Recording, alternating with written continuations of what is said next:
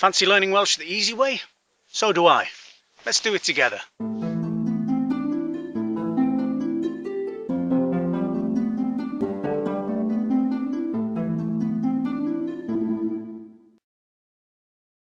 Well, in this episode, we'll be doing the time of day greetings. That's good morning, good afternoon, good evening, and good night.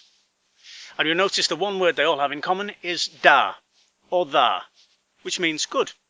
And the rest of the word is just the time of day.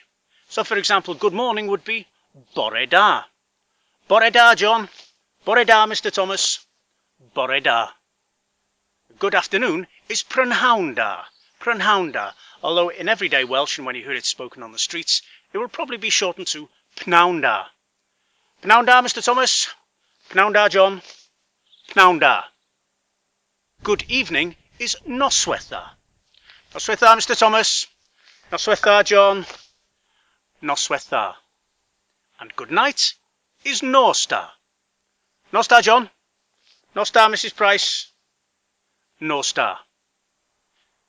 Now, when you hear these greetings used in real life in everyday situations, more often than not they will be personalised by adding to you on the end. Now, you will know from past episodes that there are two modes of speaking in Welsh.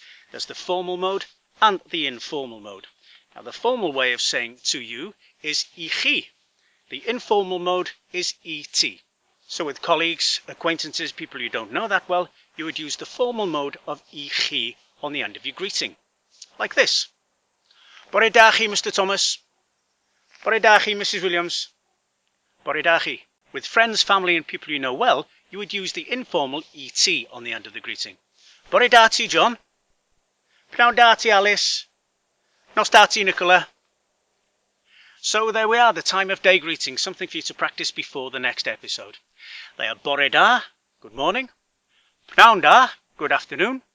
Noswaith da, good evening. And nos da, good night. And from me, bore da chi.